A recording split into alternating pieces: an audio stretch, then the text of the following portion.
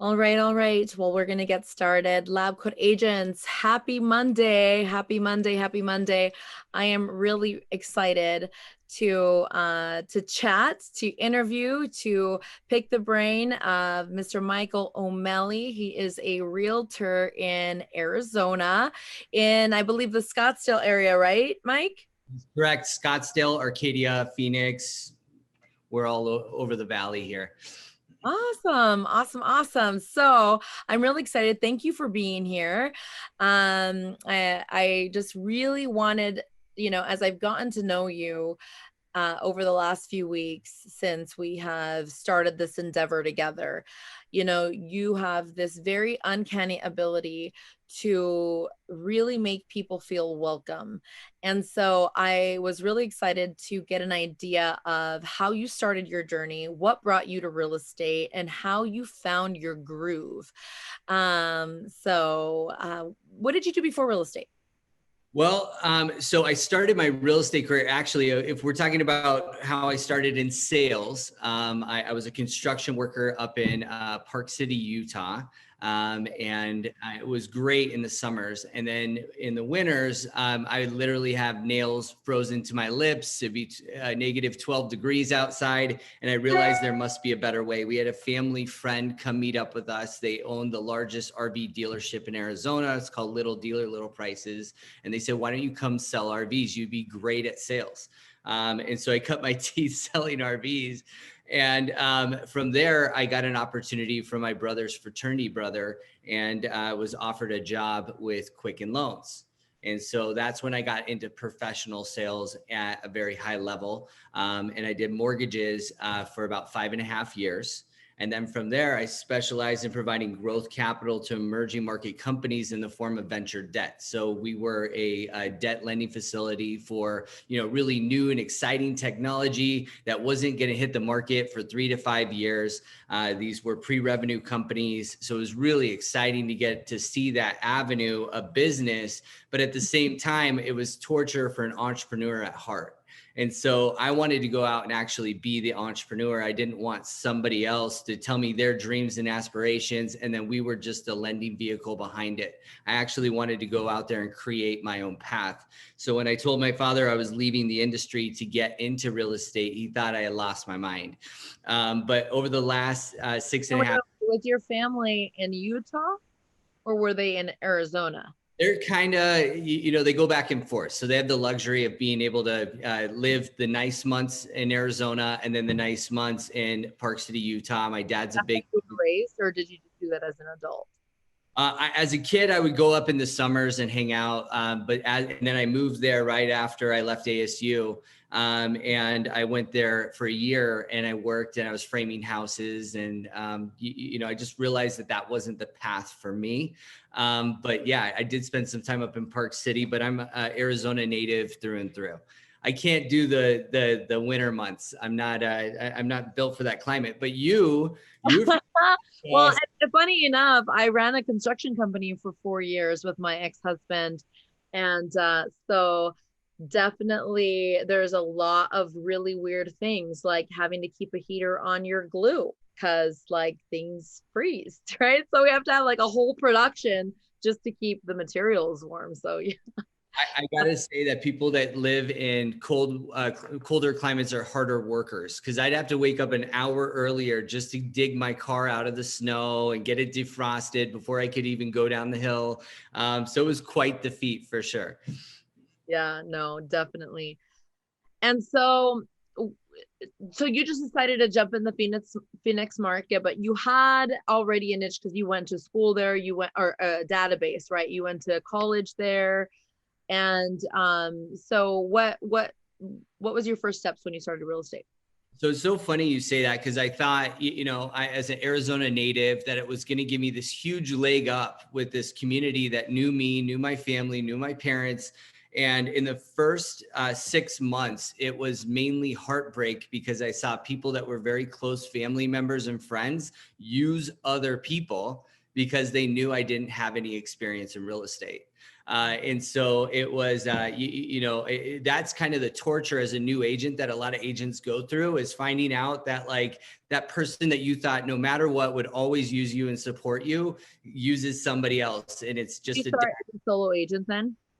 I was a solo agent. I didn't want to go on a team. I had just got done working at a job where I felt like it was very kind of overbearing. And then before that, I was in a very, very bureaucratic company that was a corporate company where I worked on a team, and I had people breathing down my neck and constantly, looking at everything I was doing. And I just wanted something to call my own.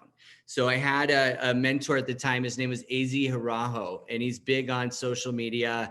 And I got a couple really good pieces of advice. One was never be a secret agent.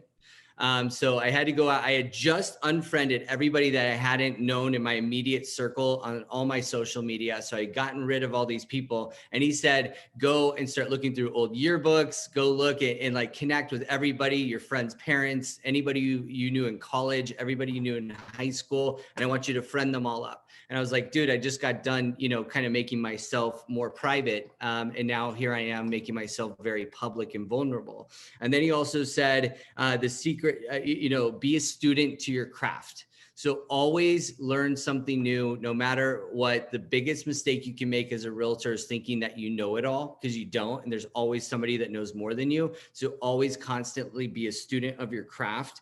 And then lastly, he really said that go out and be a politician. If you're hiding in your office all day and you're talking with other agents by the water cooler, you're doing the wrong things. Going out, being in public, working on your computer at the local coffee shop where you're going to run into the same faces over and over again, you become part of the community. And really, that's what you want to do to expand your sphere, to be able to get business through word of mouth. And perception really is reality. So, in the beginning of my career, how I got started was I would go out and just tour houses and take pictures and post them on Facebook. And if I saw a new listing, I would put on Facebook and Instagram, hey, check out this new listing. It just went live. If you want a private showing, give me a call and I can set it up for you. Well, the perception was that those were my properties. Never did I put anywhere on there that those were my properties, but they saw me as somebody who was out in the field that was busy looking at beautiful property. And so then after about that 6-month mark, all of a sudden the floodgates open up, and everybody that I had talked to early on in my career had seen what I was doing and had the perception that I was killing it. And they would say, you're killing it. And I hadn't even done a deal on my own yet. And then, and I thought like, I was ready to like fake it till you make it. That's where the fake it till you make it comes in. Right.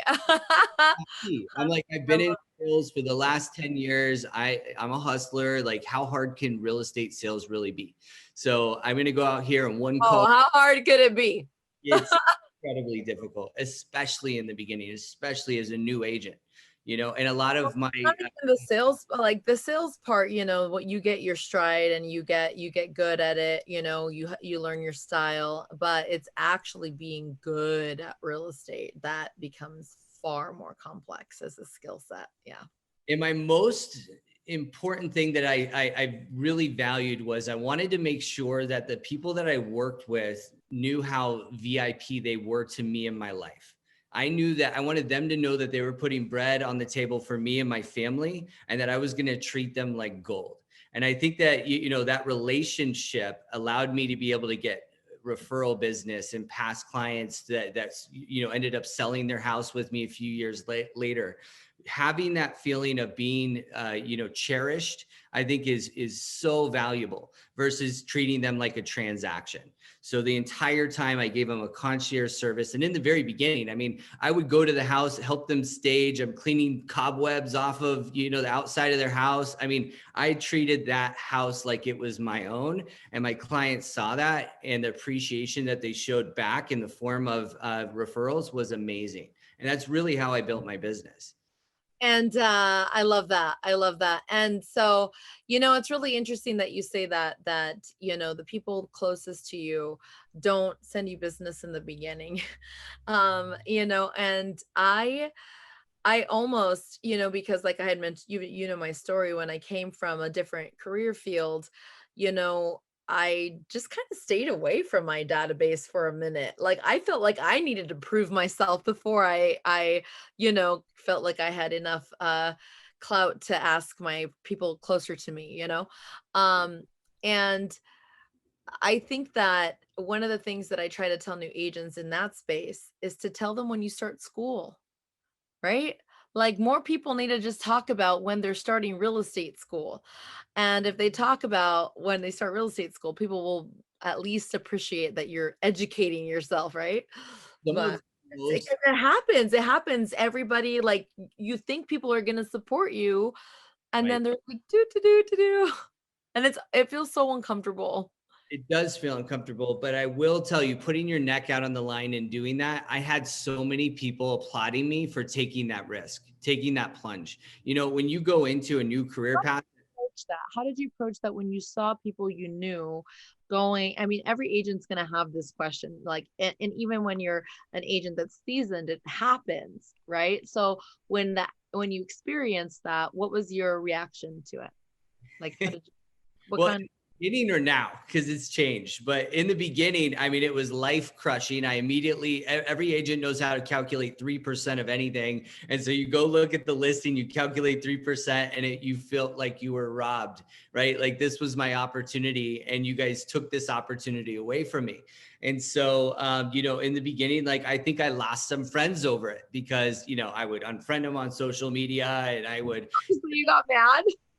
I was just like, it killed me. It killed me inside. Like I was really broken when And I, that goes to say, because Mike, you really care about people and you really love people. So I can see where that would really like pain you hard.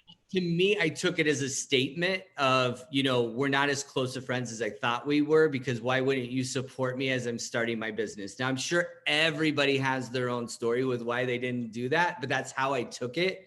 And it's probably pretty toxic. But as I started to grow in my business and it wasn't so like make or break, every deal was like how I was surviving, that I started to be able to say, you know what, I'm sure they have a logical reason why they didn't use me. I'm not going to be the right person for everyone. And I stopped taking it as personal and just moving on, because holding on to that negative energy, it served me no purpose. It wasn't positive. So the faster we can just kind of brush it off and go about our business and know. And by the way, I've had friends that have used other agents that then called me and said their agent is driving them nuts and how they get out of the contract. I'm like, you're married. You're going to have to work with them. In Alaska, we have a unilateral contract, so they could walk away from your listing really easily. I mean, I make it to where anybody at any time can walk away from my contract if that's what they want, if they feel like I'm doing a disservice to them. But I'm never Yeah. going to try to, talk to somebody who's with another agent and try to attract them to me. It's just not worth it. So if they're If it takes a piece of paper to get us to commit to working with each other, then this is not working. people that do that push that say, make sure they sign the buyer broker agreement up front before you go showing property. But that's also people that work with leads. I try to work with referrals only.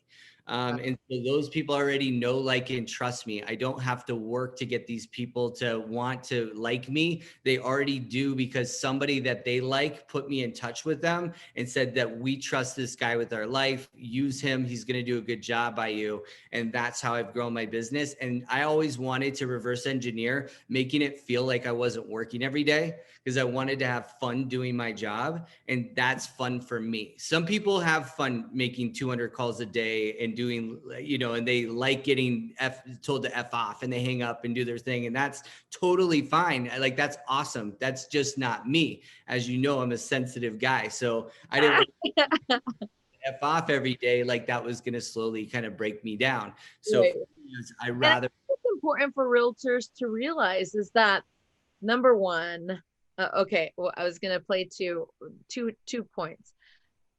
The reality that you had to figure out how to come to terms with when people did not like hire you as a realtor. That stands on the principle of personal development. And I always tell people that real estate is one of the most unique industries because you literally have to grow. Like, personal development is not an option, right? Right. Either you're going to stay in scarcity mindset and become bitter and nasty and frustrated with everyone around you, including your co-brokers, and not share and be, and then like really be alone. Or you learn to have the confidence when people reject you, the resilience to get up again, the abundance that you say, hey, co-brokers, let's work together, let's all grow together, and that's what I love the most, is that real estate, because it is so high stakes, high dollar, that the reality is that money doesn't make you, it reveals you. Right. And so when you're dealing with high stakes, high dollars, this is where you get to become the person, right? And it's beautiful to see who you've become today, because now as I've gotten to grow in our friendship, I obviously I invited you to come and share with LCA like who you are, so that they could really learn what you went through as you went through that self-discovery. So I really admire that. Thanks, Mike. Well, thank you for that. And I also want to say I've always been a big fan of LCA. I was turned on to them in the beginning of my career, and it's been amazing to watch their growth and their journey along the way, and how many agents they've been able to impact. It's the most powerful platform, I think, on Facebook today. And it allows agents to really continue to grow from like-minded people that understand what you just said, the abundance mindset, that there's enough for all of us to go around, right? The old school real estate, I'd walk into an old school real estate office and they'd shut the door, and it was like, I'm not going to tell you my secrets, because if you know them, then that's less business for me. And today, I think it's, we are now in this abundance frame of mind where what I know that can help you, I'm going to share and teach you. And for one of my favorite books that Brent Daniels, local realtor here, gave me was a book called The Go-Giver.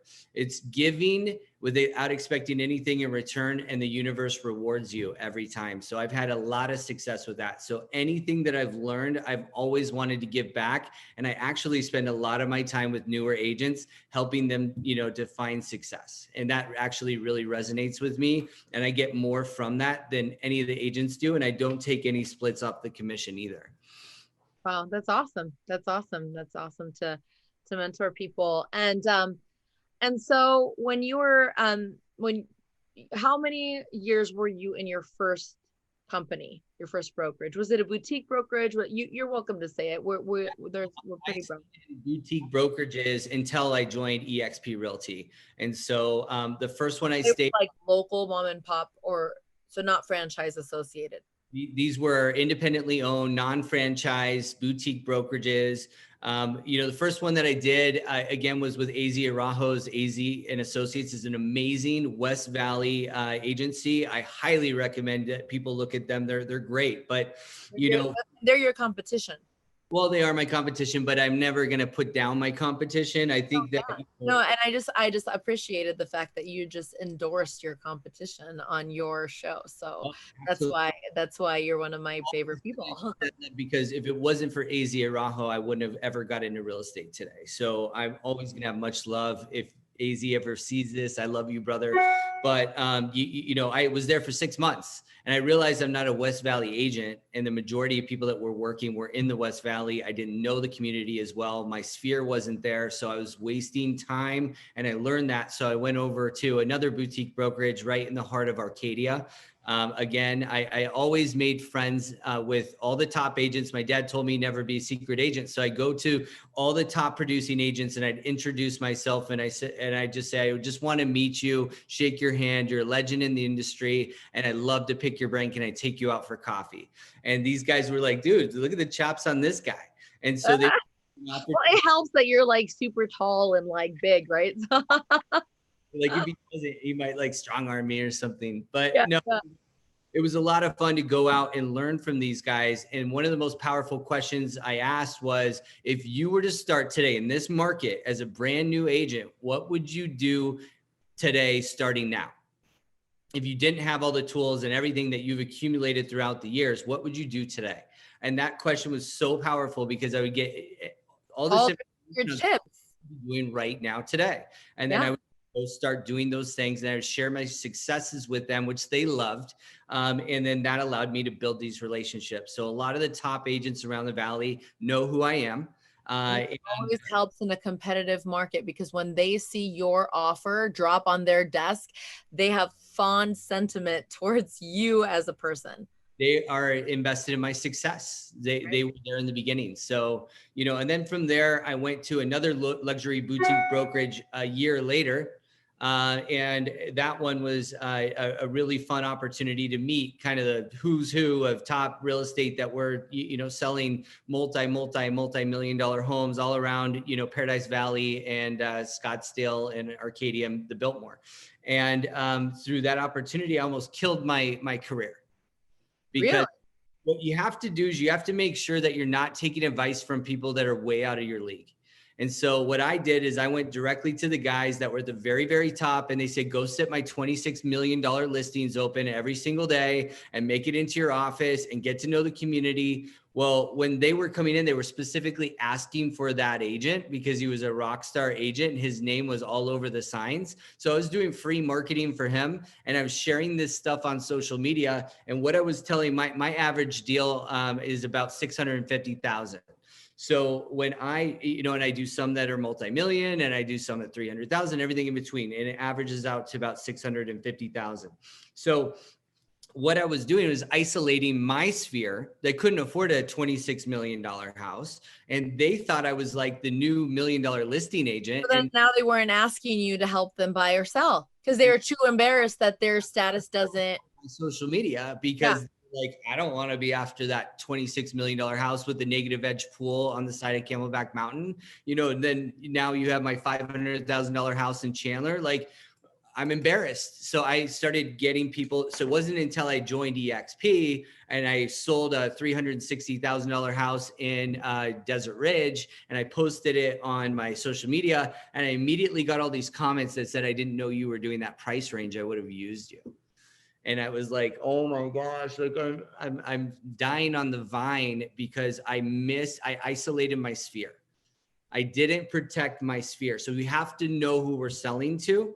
And yeah, and you have to know what your lead levers are, right? And your demographic and who you're marketing to. You really have to analyze that well when you're making those business decisions. And as a newer agent, I was not prepared for the big leagues of major luxury real estate.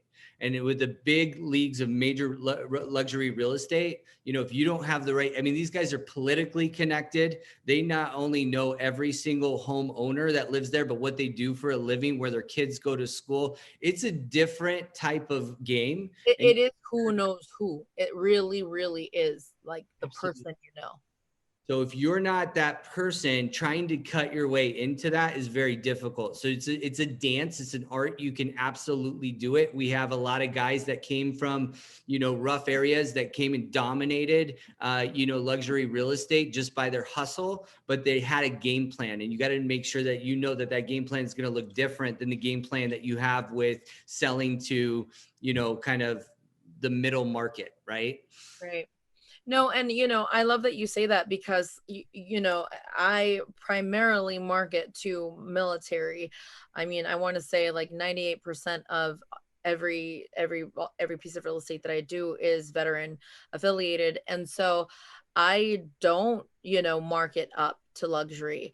And sometimes even, I mean, we have commanders and stuff that are in that price range, but like the meat and potatoes of my demographic just is in the middle, and so you have to know who your audience is, and that is a reflection. I well, I live in Alaska, right? So I couldn't even really rationalize buying a luxury vehicle because that's not the value system of the blue collar worker. And so being, it served me better to be in a Durango than it did to try to buy a Mercedes, because they were going to feel a veil between us. And And that's the last thing that you want your clients to feel when they're talking to you about their earnest money and their credit, right? So you're trying to get them to be transparent with you so that you can save deals and avoid problems, about their finances. And they're going to hide stuff if they feel a little uncomfortable. So what we're talking about is huge takeaways for new agents to be mindful of. If you're a new agent, you're listening, I hope you're writing stuff down. This is just to that point. I'll say, one of the most important things that you can do is know your avatar. Who are you going after? And right now, like if you want to do an exercise at the top of your paper, write down Charles and Jane or whatever you want their names to be, and write down who those people are that if you got to pick who your clientele was going to be, what they look like, what they do on the weekends, what they do for work, how much money they make, what their credit score is, where they hang out, what they do for fun, how many kids do they have or do they not have kids? Are they empty nesters? Are they whatever, where they vacation? And once you write down all that list of that type of person that you're going to go after, go do those things. If that person golfs, then you're going to golf. If that person is involved in the school, then you're going to go get involved in the school. Are you going to coach soccer because you want to be closer to your kids and you want to resonate with the other parents that are involved in soccer? And when you're doing these activities, always take a leadership position because people look up to people in leadership positions, and that's going to be how you get success in real estate. So I love that you say golf, because the truth is, and I didn't know this. I mean, I grew up in the hood of LA, right? So I didn't know that this was true until I started being around wealthier and wealthier and wealthier people. And they all played tennis and golf. They're like, oh, I'm going to be back after my tennis match. I'm like, got it. They play tennis. Go there. Play tennis. Suddenly it's your favorite hobby. You know what they do? And this is great because you can get their isolated attention. A lot of them are car guys. They want a toy and they like to show off their toys. So there's actually, especially in Arizona, I'm not sure what it's like in Alaska, and I think you just told me, but here in Arizona, in Scottsdale, there's car clubs that meet all over the place, and they're all wealthy guys that are showing off their latest and greatest cool toy. So what an awesome way to meet those people that that are affluent, that will sit there and talk about their passion, which is cars. So if you also like cars, then go to those events and get to know the people there. Find out how you can start hosting those events, or how you can be a judge, or how you can do something to be involved to where people go. Be a sponsor of some sort. But being involved and getting the microphone and talking at those events, and people are going, who is that guy? Oh, he's a local realtor. It now opens you up. So, and it could be anything, tennis. Now everybody's knees are shot. So everybody's playing pickleball. But yeah, everybody's playing pickleball. It's so funny. I know. I thought it was for like old people, and my buddies now play pickleball. It's all the rage. Pickleball it is. Oh, that's so funny. What else? Oh, but hey, so you have a really interesting story with EXP, because you actually went to EXP and then left EXP, and then what was that about? So I was at EXP for about 3 years. Boutique to EXP. Mm-hmm. So yes, so I had went from almost dying on the vine. I met Brian Culhane, who's one of the co-founders of EXP Realty. He was one of the first guys that came on with Glenn Sanford when they first started, and they would go around and try to attract agents to EXP Realty, and everybody thought they were crazy. I just remember meeting this guy, Brian Culhane, and we sat down. It was actually him and John Lincoln, who is a really good buddy of Brian's. And he said, hey, you got to meet this guy, Brian. So we sat down, and Brian started saying, what are your goals for real estate? And I'm like, and I don't want to tell him I'm dying, but literally, I'm down to a couple $1,000s in my bank account, and my mortgage is due and my car payment. And I'm like, I'm dying. And he's like, so what are your goals with real estate? What do you want? And I'm like, well, I want to sell more houses. And he's like, well, how are you going to do that?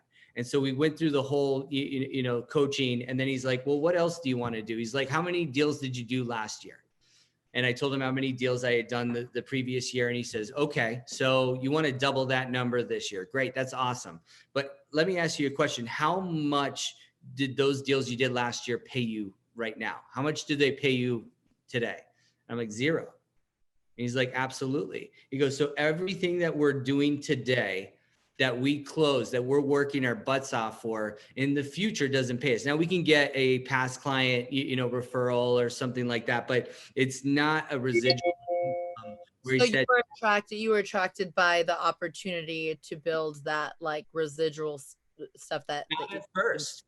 Not at first, because I was kind of like the boutique brokerage, like the good boys club, and I got to hang out with the cool kids, and we had the cool signs, and we were doing all the cool stuff. And so, like, to think that I was going to go over to EXP and then I was going to attract agents, at first it was like it didn't sit well with me, because somebody had said like, oh, well, how does it feel to make money off of other agents? And I was like, oh, well, I guess that's crappy. And so then but then I'm like, wait a minute, my broker is charging me the same split, and yet he Yeah. keeps it all. Right. And I go into the office maybe once a month. So what upside am I getting? Maybe they're doing some advertising around town, but they're not putting my name on that advertising. They're putting their name on that advertising. So what did Glenn really do? He eliminated the office. And it's not that we're anti. Why did you leave? Why did I leave? Okay, so I left EXP because it was the beginning of COVID. And I was watching my friends that owned small businesses that were forced to close and weren't able to pay their employees. And I had talked to them personally, and they said that financially they were going to be in a world of hurt if this didn't end soon. And I was looking at the tea leaves at the time saying, this doesn't appear to be stopping anytime soon. There's irrational behavior going on with people buying, tons of toilet paper at the store, and I can't buy hand. Like the apocalypse, right? Mm-hmm. It was crazy. So I thought for sure we were going to see a housing market collapse because of loss of income. And so I joined up with a brokerage that had relationships with hedge funds and banks, that we were going to go take over the REO short sale foreclosure business. And so I was really excited about, maybe doing that and making a ton of money, because since I got into real estate, I remember agents saying the most money I ever made was in the last downturn. Mm-hmm. Right. So it was the last downturn. It washed away the weaker agents and it allowed the stronger agents to really thrive. And so I was excited from a standpoint, like, this is my opportunity. So I gotta leave EXP and go. Well, that never happened. PPE loans came out, and then, Arizona opened up relatively quickly. And then there was forbearances that allowed people to stay in their homes. So we have all this shadow inventory that we still today don't know what's going to happen. But I during that time, I had also sold my stock. I had about $60,000 worth of stock. I sold it at about $10 a share. And then you can do the math, what it's up to today. But I think it got up to 150 dollars a share. And then that gave us this opportunity to, I looked at it and I was like, oh my gosh, I lost over $600,000. So that was what happened to me. Vanessa, did we lose you? Hey, sorry. No. 1 second. I'm just fixing. Can you hear me? So the reason I came back to EXP was it was a big wake-up call. Can you hear me? Are you there? Okay. Yeah, Michael, you're still good. Okay, awesome. So the reason why I came back was because I had already known the opportunity, and I said, okay, so this makes a lot of sense. I'm back at the original kind of founding of a boutique brokerage. They don't offer me any upside. There's no reason why I would ever want to attract an agent here, because it's less resources to me. So it's just kind of backwards thinking. And so I called Brian Colhane up on his birthday, and I said, hey, buddy, happy birthday. I'm coming back to EXP. Well, and it's kind of funny because there's so much back end speculation and yes, shadow inventory. But I mean, the reality is that even people that are in forbearance, they have to catch up.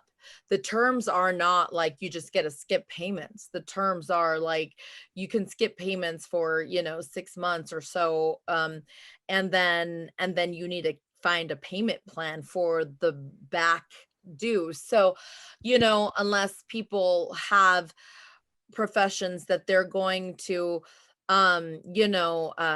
recover with some extra cushion, people are going to be in trouble still. And what people don't realize is that if you look at the statistics, the crash happened in 2008 and 2009, but the peak of foreclosures did not happen until 2012. Right. And so it was a 4 year like lag on the peak of the foreclosures.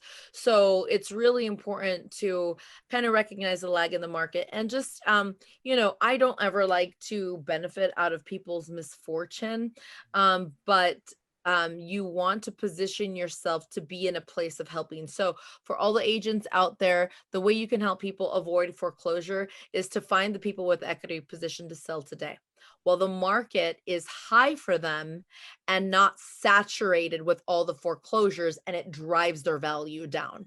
So when you like have someone that is in forbearance, and you can cultivate relationship with people that are willing to be vulnerable enough to talk to you about their finances, and you can project out the next 12 to 24 months for them with this exact data that I'm saying right now. And unless they are in the financial position or start house hacking and rent their rooms out to everybody else that needs roommates, because house hacking is a way, right? And so, Airbnb, thank goodness for Airbnb, right? So Airbnb might save some foreclosures. So you want to have the resources as a realtor to be able to say, hey, right now in the next 12 to 24 months, you're in an equity position that we can get you out of the property so you don't hit a foreclosure, right? And lose the home and lose all of these things, and you can at least scoop out I would project that most markets will stay in this high place for about like the next 12 to 24 months, give or take, maybe a little bit more. But the truth is if we look at trends and the forbearance that weighs on people's finances, and they begin to lose their homes because they're like, choked out basically of not being able to pay back the forbearance bill, and at that starts to accelerate while we get this flood of inventory in the market and people are ready to move, it's going to go down, and then they can't get out of their house, and then they're going to have to foreclose anyway. So Vanessa, dropping straight bombs right now. This is amazing. Anybody that's listening, that was the best piece of advice that you could possibly ever take into consideration. Go talk to, by the way, you can get lists now with people that are in forbearance. Just make sure you're very gentle with these people. They're financially in a tough spot, and these aren't people that you want to push. You want to really help them. If you're in a place, in a position, a mindset of helping these people, there's no such thing as being able to time the market. Those that sell right before a drop, are very lucky, but they had no idea what was happening. I watch the news every single day, and I see chief economists say one thing, then I see all these other economists completely contradict what the other economist is saying. Nobody has a crystal ball. Nobody knows. The truth is that we have trends. Okay, we have trends, and I promise you, when I was so 2008, let's see, I don't remember how old I was, but what I do remember is I was just early 20s. I remember that all of my friends were buying 5-in-1 ARM loans, and thankfully I had come into the market where the 5-in-1 loans were being used for advanced investment tools, right? So they were like, you're only going to use a 5-in-1 ARM if you take the difference and reinvest it and create more return, and then you can reinvest the capital. So I was listening to these like really sophisticated financial guys, and then I'm looking at my friends that have standard jobs, and they're looking at an interest only loan, and I must have been like 20. As a matter of fact, no, I was 18, 19, because I didn't even have my kids yet. Amortizing loans. Right, exactly. And then I'm thinking like, hey guys, you have a balloon payment in 5 years, and at the rate of our like education and pay scale, like we're not going to be making that much money unless you like go to Vegas or something. And so I was young enough to realize like something in these numbers doesn't add up. Like this is not working. And my mom was in real estate, my godmother was in real estate, and they were all talking about like the loan industry and how it was getting really like weird. And the appraisers were getting weird. And so I'm like, right. And so I was really young and didn't have a lot of insight, perspective, experience, but I was smart enough to know like these numbers don't calculate, right? Well, what you look at, and the beautiful thing that's in real estate, and for those of you that don't know, I came into real estate from being an intelligence officer in the Air Force. The only thing that means is that you're a researcher. So you're used to looking at analytics and trends to like help people make decisions, right? And so the most like the biggest piece that I got coming into real estate from being an intel officer was that, oh my gosh, there's numbers and trends. What do you know? You know, and so if we look at the trends, even though we don't have a crystal ball, we can use draw parallels.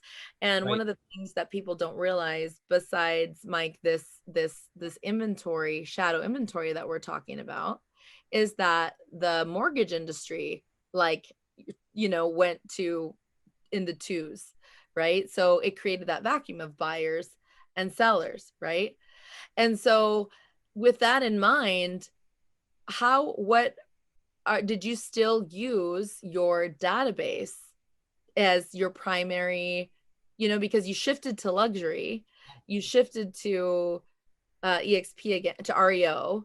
Yep. And how did that affect your lead, you know? So actually last year was the best year of my career. And I'll tell you, I went back to the first thing that I ever did when I got into real estate, which ended up being amazing. It just happened a lot faster this time, which was at the beginning of COVID. I just started because I was stalled out. We were waiting for the other shoe to drop, which never happened. And so in the meantime, how do I get, you know, I had buyers that immediately had, you know, canceled wanting to go look at homes. I had sellers that didn't want people through their properties, so they immediately pulled out. And so I'm sitting there going, oh my God, like the world is coming to an end. And so what I focused on was I'm going to go call my sphere and see how they're doing. I'm just going to ask them about how COVID is COVID, like, how are you doing? Right.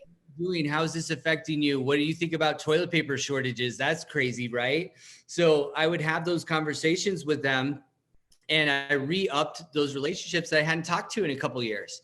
And immediately I started getting business and referral business from all of my sphere because I was top of mind. We have to stay top of mind with our sphere. So having that downtime allowed me to do something I hadn't done in a while. So, you know, and one last thing that I want to say is when I came back to EXP, you know, I had found out early on that Elena Cardone was coming over to EXP.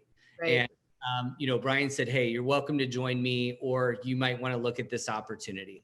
And when I found out that Elena Cardone was coming to EXP, knowing EXP, agent attraction, and what the value that Elena brought to the table with Grant and 10X. We just had her on. We just had her on last week.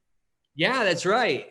She's amazing. So, but what I saw from my perspective was that I was going to be able to join Elena Cardone as one of the first agents in her organization and add value to her, but at the same time, leverage 10X, leverage Elena to be able to help attract more agents that are, I'm a huge fan of Grant Cardone, and I know you are too.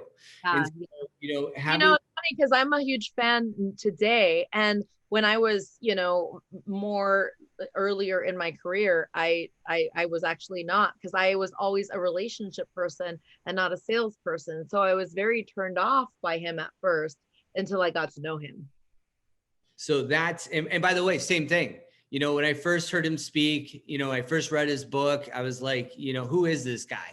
But then he grew on me and grew on me and grew on me. And I realized what a genuine person he is, how amazing he is at sales. He's a complete master. But most importantly, now we have this new light that we can shed on and say, why would somebody like this, who has over $2.4 billion in real estate, why would they look at this opportunity and see the value and come get their wife licensed and join EXP? What's so powerful about this model? Well, if that doesn't kind of show you, like, to me, that was like the right?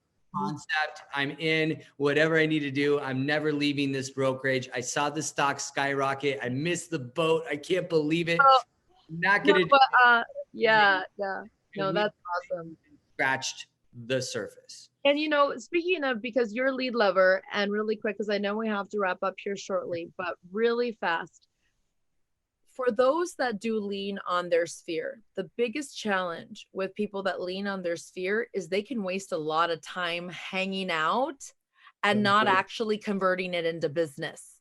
Like, it feels like a lot of like high-fiving and too much relationshiping, right? So really quick, if you could, in like, 60 seconds, what are some of the disciplines or the schedule or that you actually nail down to make your relationships into business?